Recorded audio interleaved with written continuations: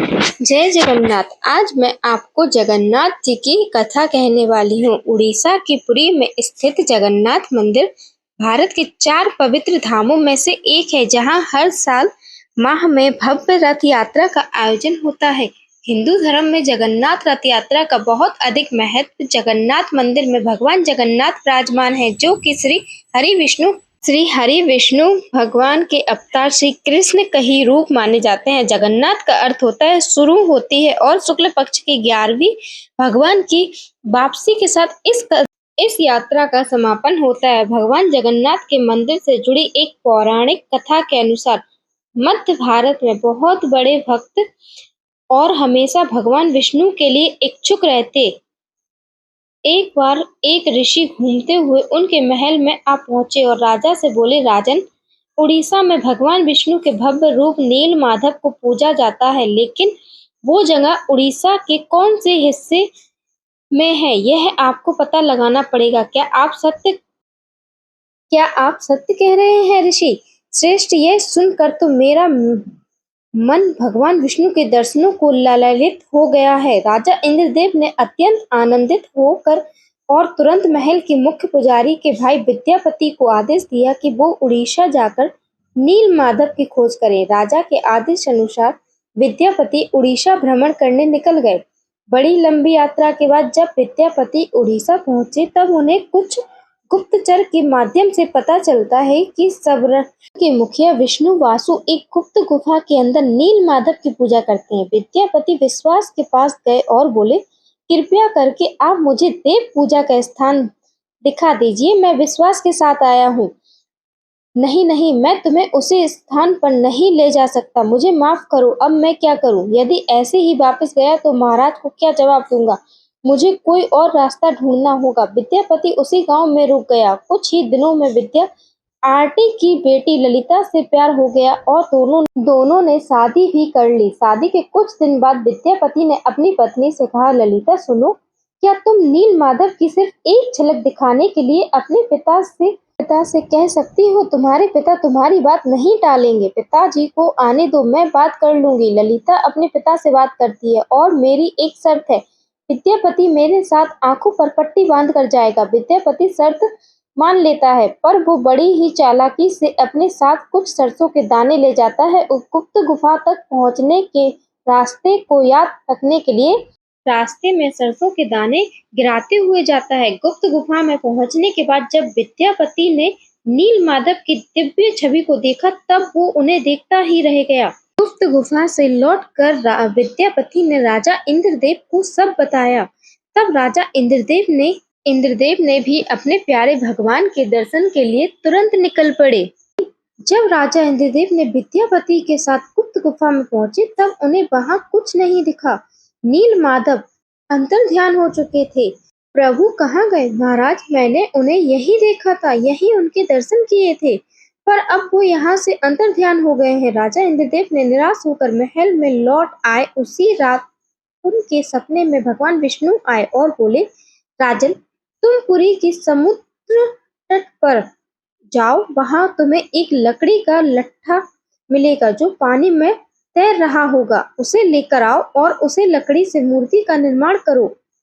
और वह पुरी के समुद्र तट पर पहुंच गए और उन्हें वहां सचमुच एक लकड़ी का लट्ठा पानी में तैरता हुआ दिखाई दिया। लेकिन राजा कोशिशों के बावजूद भी कोई उसे लकड़ी गट्ठे को उठा नहीं पा रहा था। अंत में काबिले के सरदार विश्वास की सहायता से उसे लकड़ी के लट्ठे को महल में लाया गया, परंतु उसे लकड़ी के लट्ठे से कोई भी कारीगर नील माधव की छवि तराश नहीं कर पा रहे थे। महाराज, हमारे लिए यह कार्य करना असंभव है। हम इस लकड़ी के लट्ठे से कोई भी मूर्ति नहीं तराश कर पा रहे हैं। हमें क्षमा कीजिए।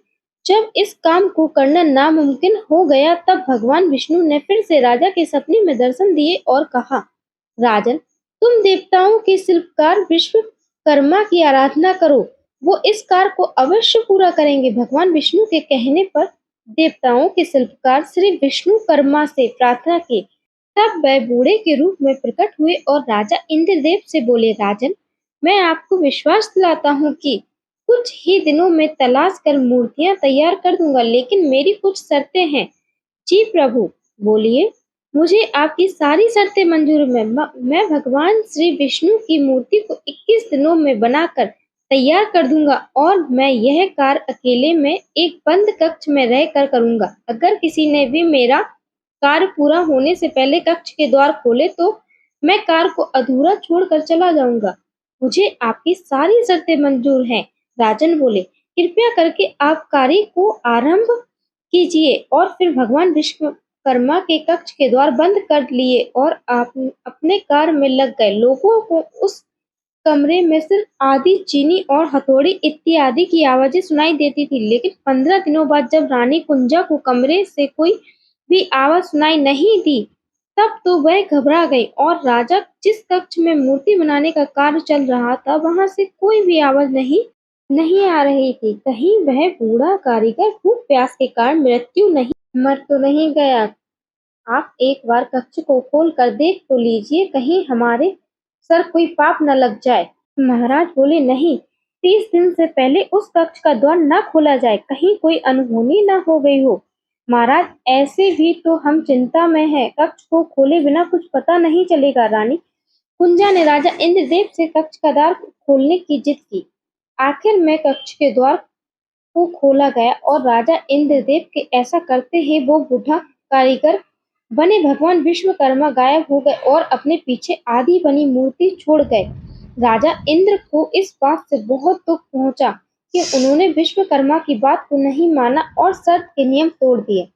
इसी कारण प्रभु जगन्नाथ के हाथ और पांव आधे बने हुए हैं। राजा इंद्रदेव ने उसी रूप में उन मूर्तियों की स्थापना की जो आज जगन्नाथ मंदिर के नाम से प्रसिद्ध है, जहां श्री कृष्ण भगवान जगन्नाथ के रूप में बड़े भाई बलराम और छोटी बहन सुभद्रा के साथ विराजमान है। प्रभु जगत को भी बुखार होता है, उनको भी दवाई दी जाती है। कभी कभी वो ठीक हो जाते हैं, पर कभी कभी उनका पुनर्जन्म होता है, जिसे हम नव कलेवर कहा जाता है, जो हर 8 साल, 12 साल और 19 सालों में एक बार होता है। इन दिनों उड़ीसा सरकार पुरी में अंधकार का ऐलान करती है और कुछ खास पुजारी अपने आंखों पर लाल कपड़ा और आंखों में लाल कपड़ा बांधकर पुरानी मूर्ति से कुछ रहस्यमय चीज को निकाल कर नई मूर्ति में लगा देते हैं, जिसे ब्रह्मा पदार्थ कहा जाता है। ब्रह्मा जो जीवन का प्रमाण देते हैं। जैसे प्रत्येक मनुष्य के शरीर में आत्मा होती है, उसी प्रकार प्रभु जगन्नाथ के शरीर में ब्रह्मा या परमात्मा रहते हैं। यही कारण है कि प्रभु जगन्नाथ दुनिया के एकमात्र जीवित ठाकुर जी हैं, जो भक्तों की पुकार सुनते हैं, समझते हैं और उनकी इच्छाओं को पूरा करते हैं। श्री जगन्नाथ मंदिर के ऊपर स्থাपित लाल ध्वज सदैव हवा के विपरीत दिशा में लहराता है। प्रतिदिन साइकिल मंदिर के ऊपर स्थापित ध्वज को मानव द्वारा उल्टा चढ़कर बदला जाता है। कहा जाता है कि जब श्री कृष्ण की मृत्यु हुई थी, तब एक बहेलिया ने ही उनका अंतिम संस्कार किया था, लेकिन उस वक्त श्री कृष्ण का दिल आग में जला नहीं था, जिस वजह से बहेलिया ने उसे हृदय को लकड़ी में बांधकर समुद्र में प्रवाहित कर दिया था, जो फिर बहते बहते पुरी के समुद्री तट पर जा पहुंचा और वहां से फिर राजा इंद्र ने उसे प्राप्त कर प्रभु जगन्नाथ की मूर्ति का निर्माण करवाया। अगर आपको हमारी जगन्नाथ भगवान की कथा अच्छी लगी हो तो मेरे चैनल को सब्सक्राइब करें, वीडियो को लाइक करें और ज्यादा से ज्यादा शेयर करें। जय जगन्नाथ। मिलते हैं फिर किसी दूसरी वीडियो में।